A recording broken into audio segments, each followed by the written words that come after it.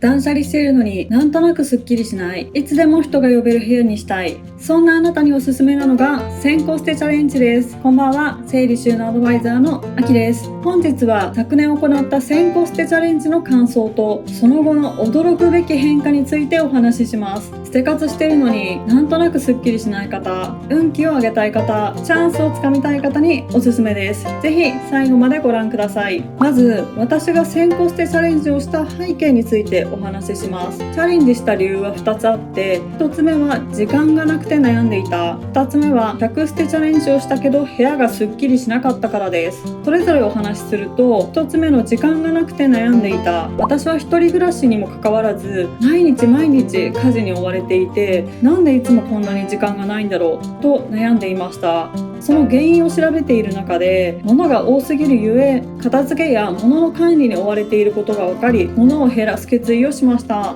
そこで行ったのが2つ目の100捨てチャレンジです。100捨てチャレンジとは100ジャンルのものを捨てるというものです。ジャンルは自分で決めてよくて、例えばカトラリーというカテゴリーでもいいし、フォーク、スプーンというカテゴリーでもいいです。私はこの流度で実践しました。自信がない方はさらに細分化して、スプーンをカレースプーン、ティースプーンと分けても OK です。100捨てチャレンジは2ヶ月ほどで達成できたのですが、感想は少しスッキリしたけど求めていたスッキリではないなでした。そこで100捨てチャレンジ中にネットで見つけた1000個捨てチャレンジをすることにしました。1000個捨てチャレンジと聞くととんでもないことに思えますが、全然無謀なチャレンジではないんです。なぜかというと、人の家には1年で1000個以上のものが入ってきてるそうです。恐ろしいですよね。いやいや、私全然買い物してないからって思う方もいるかもしれませんが、お買い物をしてなくてもプレゼントやノベルティ、ポスティングされたチラシ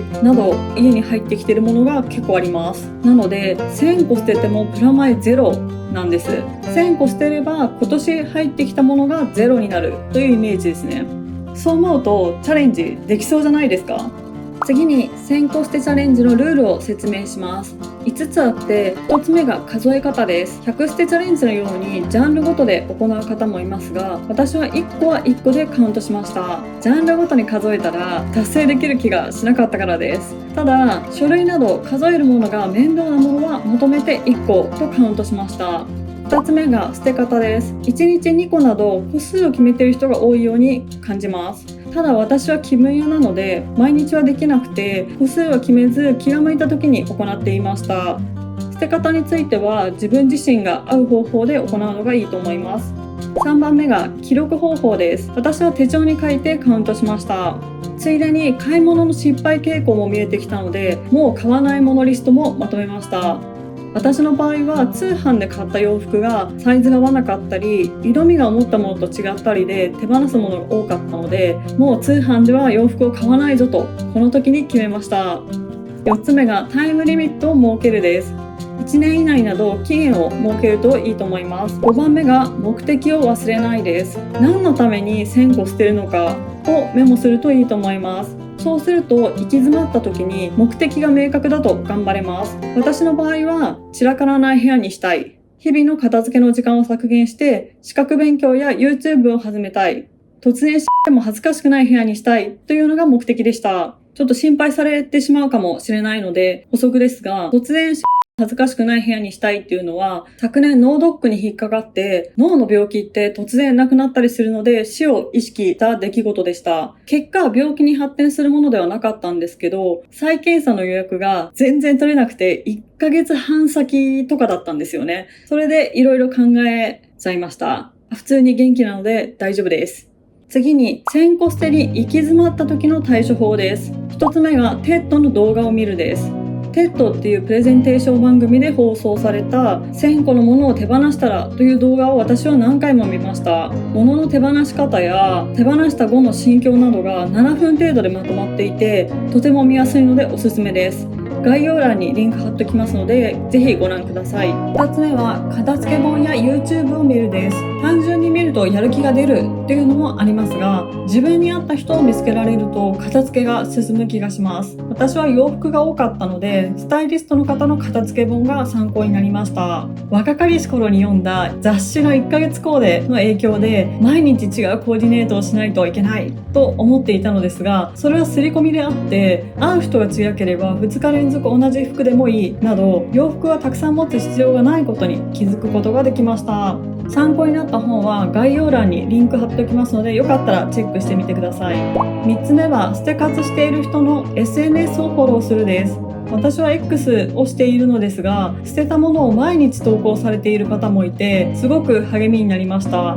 先行捨てチャレンジしている人も結構いるので、仲間を作るといいと思います。次に先行捨てチャレンジの感想です。1月から始めて7月に終わりました。感想を5つ紹介すると、1つ目は大変でした。先行捨てチャレンジの後に行ったので、明らかに不要なものは手放した後だったんですよね。残っているものは捨てづらいものが多くて、具体的には高かったから捨てられない写真、ぬいぐるみ、もらい物、あと捨て方がわからない、捨てるのがめんどくさいものです。これらもほぼ手放しました。ペットの動画で紹介されていたのですが、手放す時にすごい悩んだのに、手放し後は思い出すことはほぼないっていうのと、後悔したらまた買えばいいっていうこの2つを胸に刻んで頑張りました。2つ目は部屋がとんでもなくすっきりしました。100捨てチャレンジとは比べられないぐらい部屋がすっきりしました。その直後に作った動画がルームツアーなんですが、よかったら見てみてください。3つ目が時間が増えました。一人暮らしにもかかわらず毎日家事に追われていて、時間がないことに悩んでいたのですが、物が減った分家事の時間がぐっと減り、自由な時間が増えました。そして4つ目のやりたかったことを始めることができました。生活の目的の一つでもある日々の片付けの時間を削減して、資格勉強や YouTube を始めたいを達成することができました。取りたかった不動産の資格にも合格できて、 YouTube も開始することができました。今ではおかげさまで収益化することもできて、収入源は一つでも多くあった方がいいと思っているので、心が安定しました。5つ目は運気が爆上がりしました。4つのエピソードを紹介します。1つ目が仕事関係で嫌だなと思っていた人が退職しました。これ捨て活後の変化で話している人結構いて、そんなことあんのかなって思っていたんですけども、ありました。びっくり。今はすごく快適に仕事ができています。2つ目が宇多田ヒカルのコンサートに当選しました。宇多田ヒカルのコンサートに人生で1回行ってみたいとずっと思っていて、結構チャレンジしてきたんですけど、全く当たらなかったんですね。今年25周年ツアーがあって100万枚以上の応募がぐらい人気だったんですけど、無事当選することができました。一緒に行った友達とも生活して運気上がったよねって話していました。3つ目がメディア掲載です。自分の実績っていう言い方が合ってるのかわからないですが、何かしら生きた証みたいなのを残したいっていう気持ちがあって、今年日経ウーマンに掲載いただいたり、あとネトラボさんに捨て活動画を記事にしていただいて、 LINE ニュースや Yahoo ニュースに転載いただきました。いつか本を出したいと思っているので、それに一歩近づけたんじゃないかなと思っています。4つ目がやりたかった仕事を獲得することができました。捨て活中に整理収納アドバイザー1級の資格を取ったんですが、このまま取っただけで何もしないのはもったいないので、仕事としてもやってみたい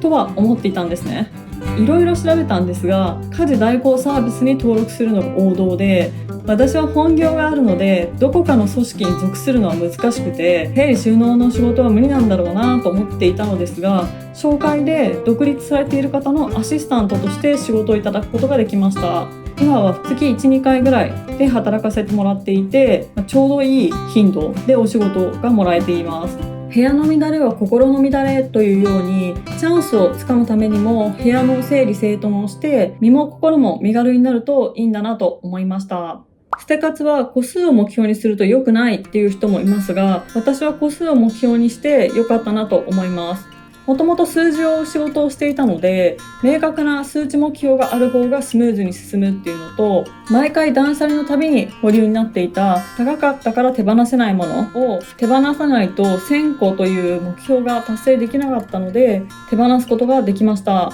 特にハイブランドの時計やワンピース、靴、財布あたりは断腸の思いで手放したのですが、あと写真も。手放せた時の快感は、長年重くのしかかっていた生き量が除霊されたような身軽さになりました。実際除霊した経験はないのでイメージなんですけども、もちろん手放した直後はこれで良かったのかなという気持ちがありましたが、本当にテッドの動画のように思い出すことはほぼなくて、今は超絶すっきりして手放して良かったなと思っています。常に心のどこかに引っかかりを感じて生活していたんだなっていうことが分かりました。はい、以上が1000個捨てチャレンジの感想でした。こちらのノートに書いて X に投稿したら結構反響いただいたんですよ。で、何人もの方が私も1000個捨てやろうかなっていうのをリプライしてくれ、私自身も刺激を受けました。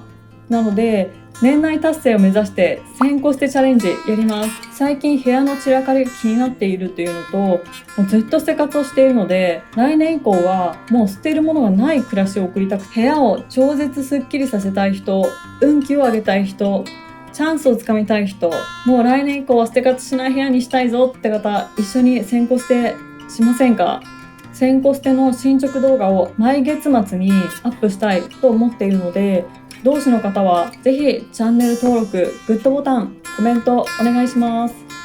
来週はですね、ちょっと忙しくて多分動画がアップできないので、再来週が月末になるんですよ。なので生活の進捗動画を早速アップする予定です。また次回の動画でお会いしましょう。バイバイ。